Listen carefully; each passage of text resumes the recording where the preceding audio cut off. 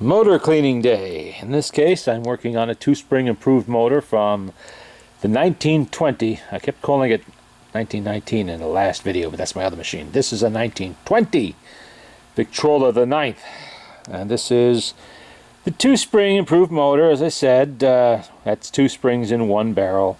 It's got the governor is straight, it's not at an angle. And this has the 17-foot springs. There you go, there's all the pieces, and it was incredibly dirty, incredibly baked on, caked on crud.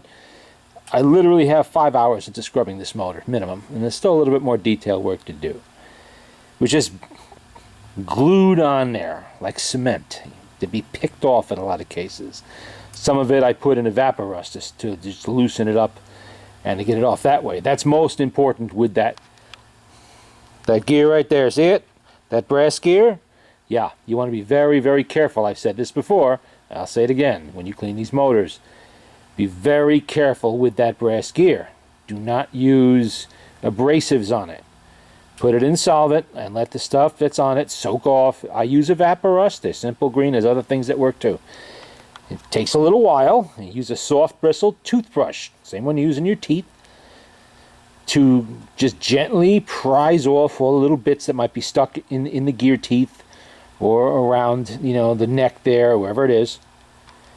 And what's very important with the rest of these gears, like that one, that's your turntable spindle there. That one right there, extra special important there, that one is your governor. And that one, that's the one that releases the tension from the spring that rides on that one. Don't put these on a wire wheel. Don't use a wire brush. The brush I use, and the only one I'll use, is that one right there, and that is a copper brush. Copper is a softer material than the steel. Do not use it on the brass gear or any brass gear. Only non-invasive, non-really gritty stuff on there. No sandpapers, no wheels, nothing. It's just solvents on that. But on these steel ones, the temptation might be there when it's really caked on and nasty to go put them on something like that. Do not do that. Do not do that. You will wear the edges of the gear, the edges of the teeth there. Oh, where's the other one? Right there. You will wear that and change how the motor sounds. You will change the sound of the motor, get louder. You know, it won't sound that well. You could damage the gear to the point where it no longer functions. Like this gear, for instance, has very thin teeth on it. And then the wear gets to, this one will wear more visibly than the other ones will. This one will definitely wear quicker because a lot of tension on it. So you want to make sure that you don't help it along any. Get a pick. Now, where is it? There. See the pick? Go down and get it. This. And just gently pry off any black crud that doesn't want to come out. Use your brass brush around in there, your toothbrush. Be very careful with this. This is steel, so you want to be very gentle and just use it to pick out the stubborn little bits of crud that might get stuck in the teeth. That's all. You don't want to be putting that on a wheel. And it takes time. Like I said, I have a good couple days I've been working on this. First I did everything with the solvent and scrubbed everything, and I had to stretch these springs out and scrub every single inch of them. These are replacement springs too, not from me. These were replaced at some point in the distant past. They're not original Victors. They're in good shape though. There's no cracks, no visible problems with them. They'll be fine. Yeah, everything else looks good. Somebody might have put a friction leather on that because it looks like it's been replaced at some point. But, and you know, the governor's good. You want to be careful when you're scraping and picking that you don't do anything to damage the motor. Now, there is a school of thought out there that says, well, don't take all the grime off the gears because then you change the sound of the motor. It can get loud. That's true, it can. However, all that grime, what that is the shellac left over. It's not really shellac, but it's just dried old oil and grease lubricants. Some of them might even be whale-based. But what happens when that dries, all the dirt that got into that motor is encased in that grease, that dried up crud. It's encased in there. Basically, it's a sandpaper now.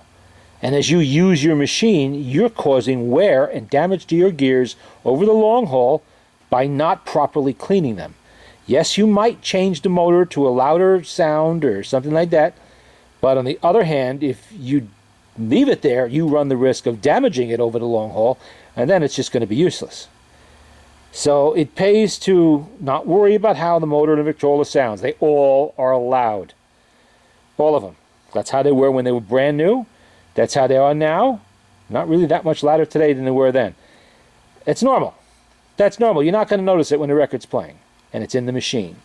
You know, unless it's really bad, unless there's some actual damage in there, which is usually the fault of that gear right there and that shaft right there on the governor.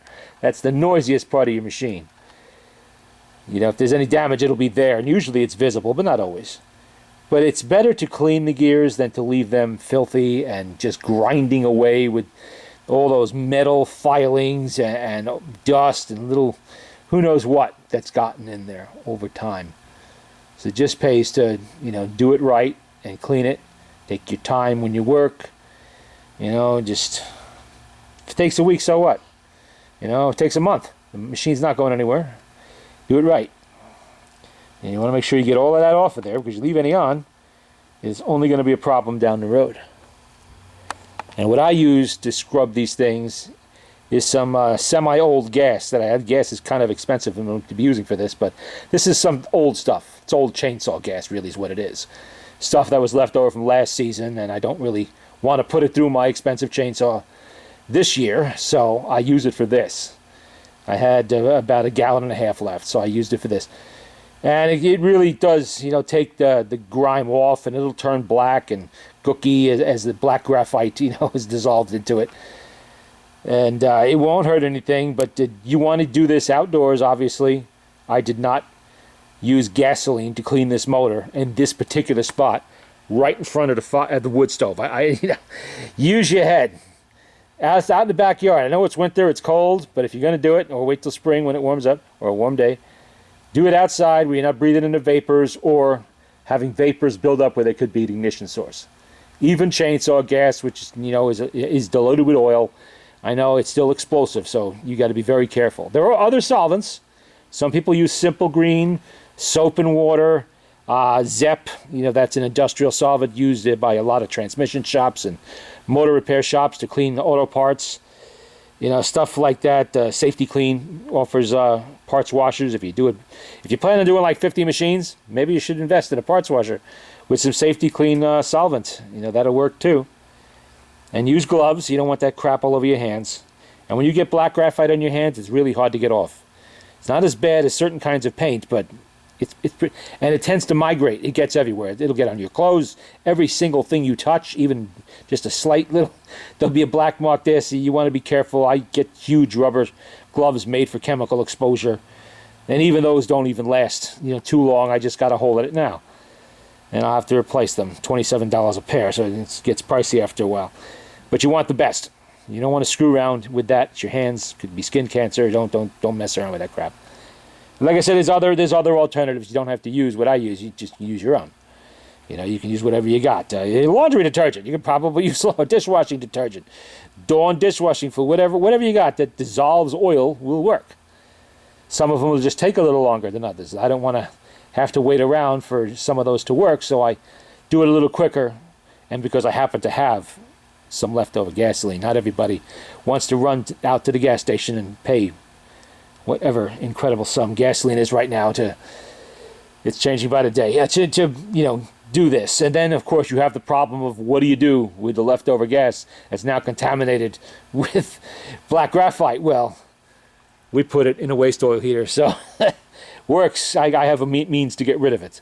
Don't put it in your car, your lawnmower. Oh, don't do that. Or your chainsaw. But there you go. There's a look at the, you know, now that it's coming along. Next step is going to be to reassemble this, and then I will start cleaning the cabinet on the Victrola 9 that was shown in the last video. A lot of work to be done there. I know there's multiple screws need to be tightened on the hinge lid, on the lid's hinge rather. and just some scrubbing, the usual work that needs to be done there. Another 5 or 6 hours of labor on that over a few days. I never do it all at once. I have time. And I'm not going to bother. Oh, this particular spring, by the way, is the type that has the pear-shaped hole on one end and the hook in the middle. So you have to be careful with this particular motor, this particular setup, that you're putting the springs back in that barrel in the proper rotation. You can put these in backwards. What I do is I take pictures as I take them out so that I know the rotation. Even though I know it already, I always double check myself. The mind gets dim after a while sometimes. I always double check myself to make sure I'm putting them back in the way they came out. There's nothing going to be worse than you putting those back in there, greasing them all up, and then figuring out they're backwards and having to take all that mess apart again. Because, that would get messy. So always be very careful. This is not a problem when there's two bent ends. Those springs you can only put in one direction. And sometimes, like if these springs had been a problem, if they were damaged somehow and no good, and I had a later model double spring barrel with the hooked ends, I would use those. I have them. I have spares, saved just for that reason. But since these springs are good and they've been replaced in the past, there's no reason to do that, and I don't have any problem putting them back in. So there, I will use these springs and the original barrel. Because the later barrel with the hooked end springs, it is a direct interchange, so you don't have a problem there. You're okay with that. And there we go. There's just a quick look at the disassembled improved motor and what it takes to clean one of these. Work is what it takes. A lot of work.